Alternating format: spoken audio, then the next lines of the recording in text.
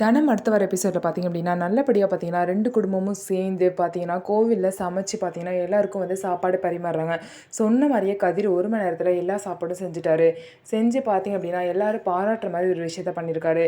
அங்கே உள்ள பூசாரிலேருந்து எல்லாம் பார்த்தீங்க அப்படின்னா நாங்கள் அனுப்பிச்ச கேட்ரிங் கூட இவ்வளோ நல்லா சமைச்சிருப்பாங்களான்னு தெரில, ஆனால் நீங்கள் அருமையாக சமைச்சிருக்கீங்க, சாப்பாடெல்லாம் ரொம்ப டேஸ்ட்டாக இருக்குது தம்பி அப்படின்னு சொல்லிட்டு பாராட்டுறாங்க. அது மட்டும் இல்லாமல் கோவிலுக்கு வந்தது மட்டும் இல்லாமல் இப்படி நடந்த பிரச்சனையை சரி பண்ணி இப்படி சமைச்சு கொடுத்துருக்கீங்க, உங்களுக்கு எல்லாமே நல்லது தான் நடக்கும். இந்த 2 குடும்பத்துக்கும் கண்டிப்பா எல்லாமே நல்லது நடக்கும். இந்த 1 வருஷத்துக்குள்ள இந்த 2 குடும்பத்திலயும் நல்ல விஷயங்கள்லாம் நடக்கும் அப்படின்னு சொல்லிட்டு ஐயர் வந்து சொல்றாரு. இதை கேட்டு 2 குடும்பமும் ரொம்பவே சந்தோஷமாகறாங்க. அந்த நல்ல விஷயம் தனம் கதிர் கல்யாணமா இருக்குமா அப்படின்னு சொல்லிட்டு நம்ம வெயிட் பண்ணி பார்க்கலாம்.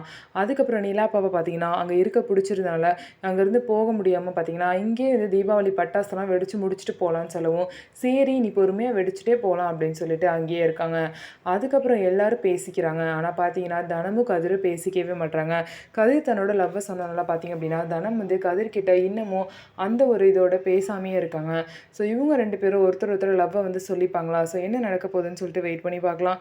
நம்ம வீடியோ உங்களுக்கு பிடிச்சிருந்தா நம்ம வீடியோவை லைக் பண்ணிக்கோங்க. மறக்காமல் நம்மளோட சேனலை சப்ஸ்கிரைப் பண்ணிவிட்டு பாருங்கள்.